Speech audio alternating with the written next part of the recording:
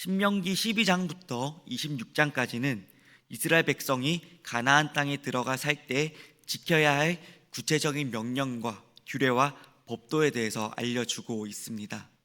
이스라엘 백성이 그 땅에 들어가서 제일 먼저 반드시 해야 할 일은 하나님께 예배하는 것과 제사 드리는 것입니다. 이렇게 예배하고 제사를 드리기 위해서 제일 먼저 선행되어야 할 것이 바로 우상을 깨트리고 그 제단을 허무는 것이었습니다. 우상과 제단이 있는 그곳에서는 하나님을 예배하고 제사할 수가 없습니다. 신명기 12장 1절에서 19절 말씀에 먼저 우상을 깨트리고 제단을 허물라고 한 이유가 바로 이것인 것입니다. 이렇게 먼저 우상을 제거하고 나면 어디에서 어떻게 어떤 제물로 누구와 함께 제사를 드려야 하는지를 알려주실 수가 있는 것입니다. 그리고 이어진 오늘 본문은 두 가지의 단락으로 나눌 수가 있습니다.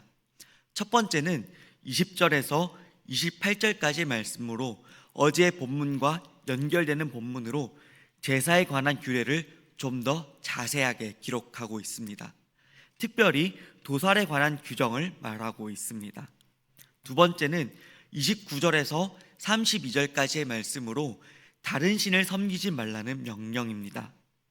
첫째 단락에서 20절에서 28절의 제사의 구체적인 규정과 도살에 관한 규정을 함께 살펴보겠습니다.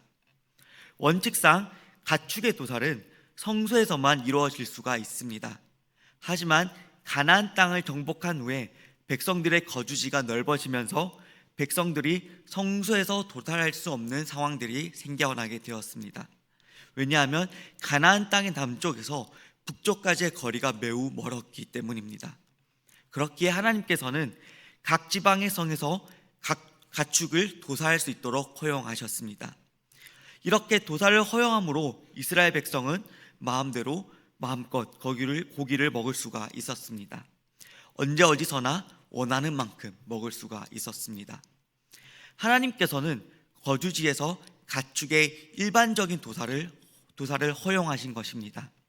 하지만 그 도살을 허용하심과 동시에 반드시 지켜야 할 두 가지의 규정도 함께 말씀해 주셨습니다. 첫 번째 규정은 각 성에서 도살할 때에 피는 먹지 말고 땅에 쏟아야 한다는 것입니다. 두 번째 규정은 26절의 말씀처럼 성물과 서원물과 번제물을 드리기 위해 제물을 잡으려면 거리가 멀리 있더라도 반드시 하나님께서 택하신 장소에 가서 잡아야 한다는 것입니다. 택하신 곳에서 제물을 잡고 고기와 피를 여호와의 제단에 드려야 하는 것입니다. 그렇게 드려진 고기는 먹을 수 있으며 피는 먹지 못합니다. 그 피는 제단에 드리는 의식은 손으로 피를 찍어 제단 주변에 뿌리고 양푼을 들고 제단 그 사면벽에 끼얹어 피를 뿌립니다. 이스라엘 백성이 동물을 먹거나 동물의 제사를 드릴 때 피를 처리하는 엄격한 규정이 있습니다. 그렇다면 하나님께서는 왜 이 동물의 피를 이런 식으로 처리하라고 말씀하셨을까요? 이것에는 두 가지의 의미가 있습니다. 첫 번째는 피는 생명이기 때문입니다. 피는 생명입니다. 그러니 생명인 이 피를 함부로 다루지 말고 규정에 의해서 다루라고 하는 것은 동물 존중 또는 동물의 그 생명을 존중하라는 의미가 있습니다. 더 나아가 그 동물의 생명을 허락하신 하나님께 대한 존중이 담겨져 있습니다.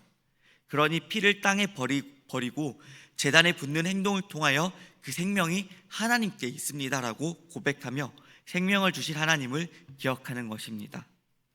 이스라엘 백성은 심지어 먹기 위해서 동물을 잡을 때에도 그 모든 행위에는 희생과 감사의 요소가 하나님은 창조주이시며 그분이 주라는 고백을 반드시 했어야 했습니다.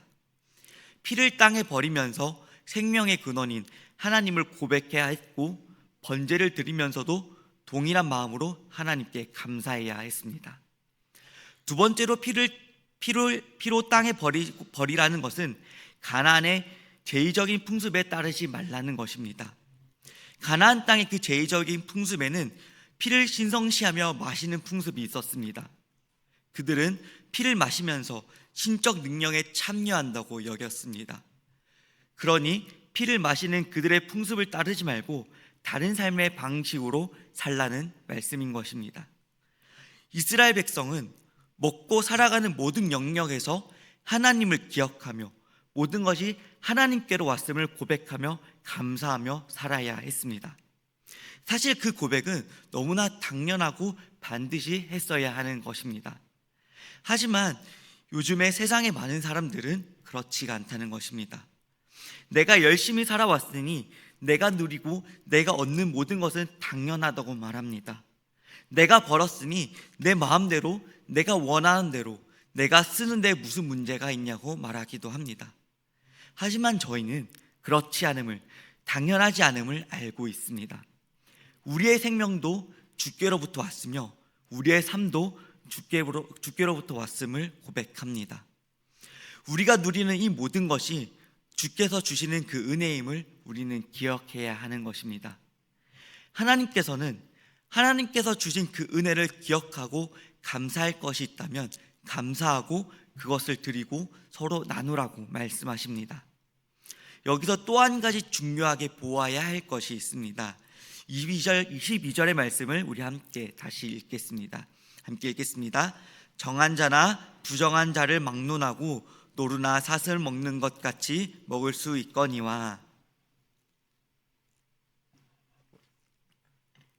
정한 자나 부정한 자나 함께 뭐라고 말씀하십니다.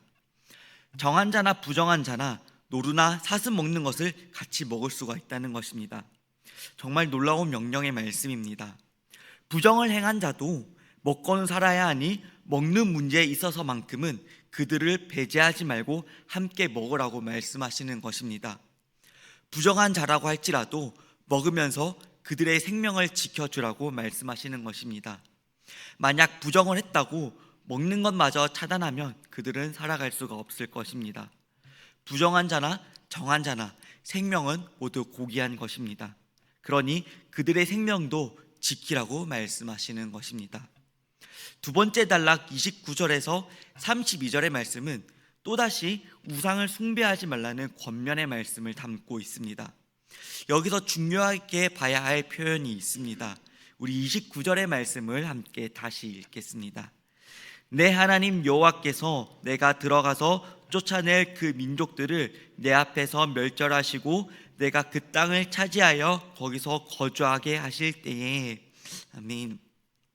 29절 보시면 하나님 여호와께서 이스라엘 백성들이 쫓아낼 그 민족들을 내 앞에서 멸절하시고 그 땅을 차지하게 하며 거주하게 하실 때라고 말씀합니다. 이것은 하나님의 일하심을 보여주시는 것입니다. 하나님께서 먼저 일하셨습니다.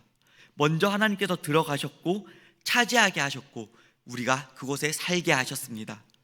이것이 하나님께서 하신 일이며 그 다음은 이스라엘 백성들이 해야 할 일이었습니다. 이스라엘 백성들은 그들의 자치를 따라 올무에 걸리지 말아야 하며 신을 탐구하며 그들의 신을 섬기지 말아야 합니다. 즉 가나안의 백성들의 삶의 방식과 그 존재 방식을 따라 살면 안 된다는 것입니다. 땅에 대한 승리는 하나님의 능력으로 주실 것입니다.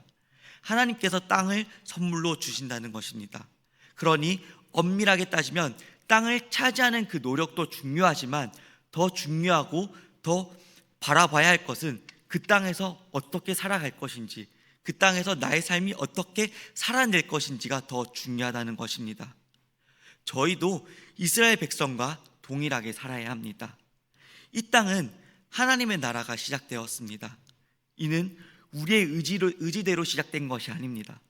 예수님께서 이 땅에 오심으로 말미암아 시작된 일이며 예수님께서 하나님의 말씀에 순종함으로 인해서 시작된 나라입니다. 즉 우리는 이미 시작된 하나님 나라에 살고 있습니다. 그렇다면 우리가 해야 할 것은 무엇입니까? 제가 로마서 12장 1절과 2절의 말씀을 제가 읽어드리겠습니다.